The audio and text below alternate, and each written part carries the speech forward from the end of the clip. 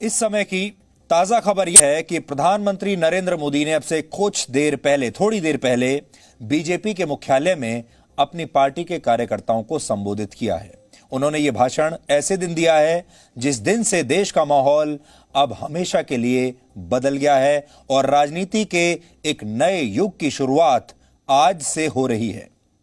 प्रधानमंत्री नरेंद्र मोदी शायद दुनिया के अकेले ऐसे नेता हैं जिनकी कोरोना वायरस के इस दौर में लोकप्रियता घटने की बजाय बढ़ रही है, वरना दुनिया भर में हर देश में वहां के प्रधानमंत्री या राष्ट्रपति की इसे लेकर आलोचना ही हो रही है। दुनिया भर में नेताओं की आलोचना हो रही है कि उन्होंने कोरोना वायरस को ठीक से डील नहीं किया।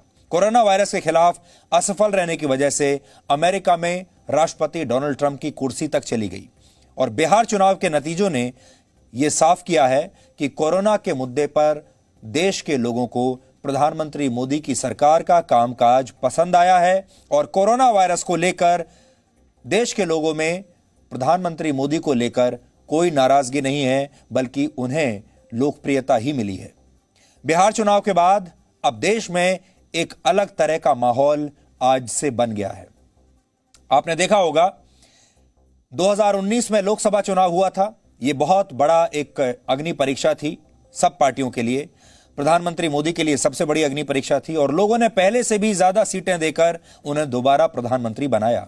लेकिन एक साल के अंदर ही देश के विपक्ष ने एक ऐसा नकारात्मकता का माहौल पैदा करना शुरू कर दिया कि बहुत सारे लोगों के मन में यह आशंका भर दी गई, जिसमें मीडिया का भी एक हिस्सा शामिल है, कि अब प्रधानमंत्री मोदी की लोकप्रियता वैसी नहीं रही, अब इस सरकार की लोकप्रियता वैसी नहीं रही जैसी पहले थी। एक साल के अंदर ही ये नया इंप्रेशन बनाने की कोशिश की जा रही थी और बिहार का जो नया नतीजा आया है, उपचुनावों के जो कल नतीजे आए हैं, उससे एकदम नया माहौल बन गया और देश ने देख लिया है कि अभी लोग क्या चाहते हैं।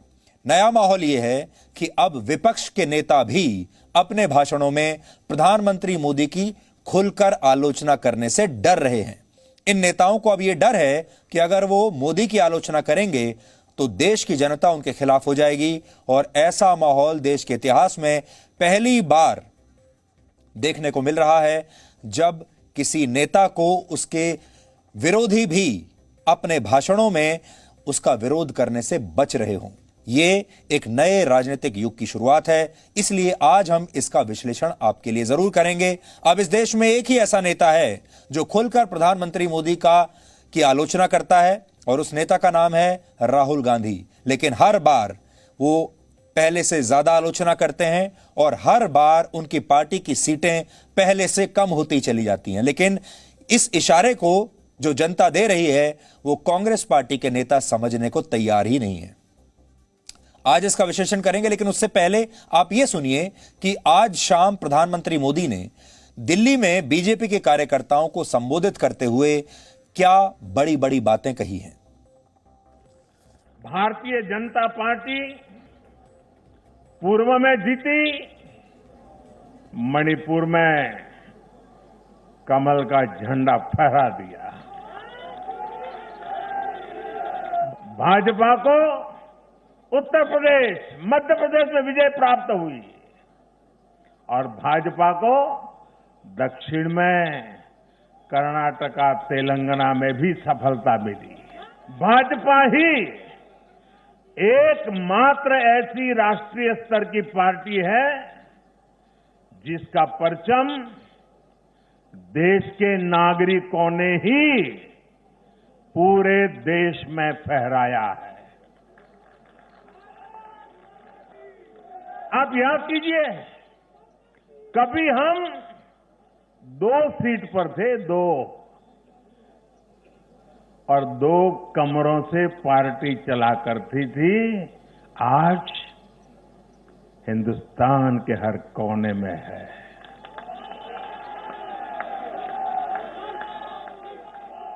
हर किसी के दिल में है।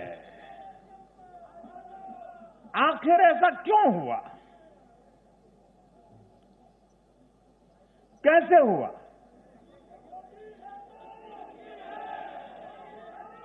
इसका उत्तर कल जो नतीजे आए हैं उसी में मिल जाता है।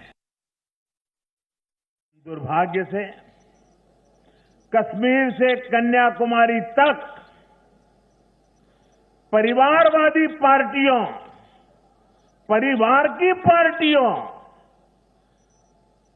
इसका जो जाल नजर आ रहा है, जरा नजर कीजिए। कश्मीर से कन्याकुमारी तक फैमिली पार्टियां,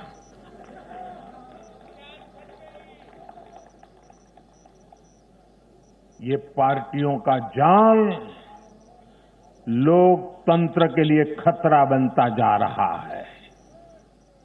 और ये बात देश का युवा भली भांति जानता है।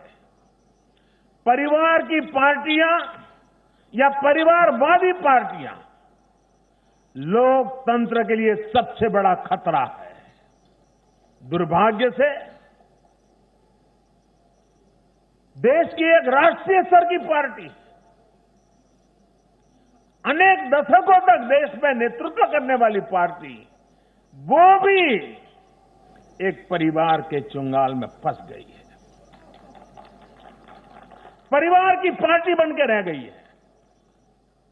ऐसे में भारतीय जनता पार्टी का दायित्व और बढ़ जाता है। हमें अपनी पार्टी में भीतर के लोकतंत्र को मजबूत बनाए रखना है। हमें अपनी पार्टी को जीवंत लोकतंत्र का जीता जागता उदाहरण बनाना है। और तभी तो देश का प्रधानमंत्री मंच से कह सकता है, नड्डा जी आगे बढ़ो, हम तुम्हारे साथ। जो लोग लोकतांत्रिक तरीके से हमारा मुकाबला नहीं कर पा रहे हैं, हमें चुनौती नहीं दे पा रहे हैं,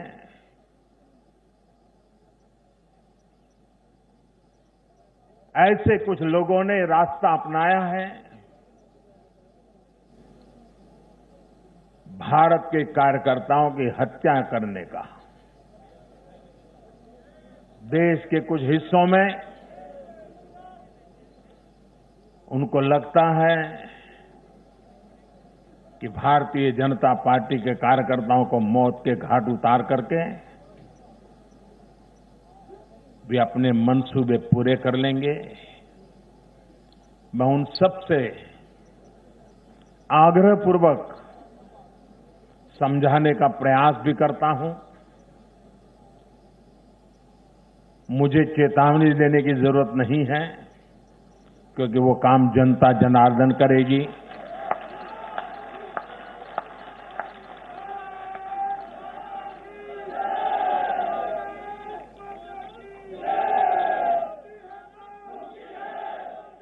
चुनाव आते हैं, जाते हैं, जय पराजय होता रहता है।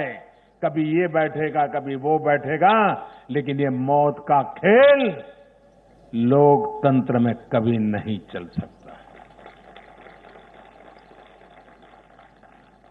और मौत का खेल खेल करके कोई मत नहीं पा सकता है। ये जरा दीवार पर लिखे हुए शब्द पढ़ लेना।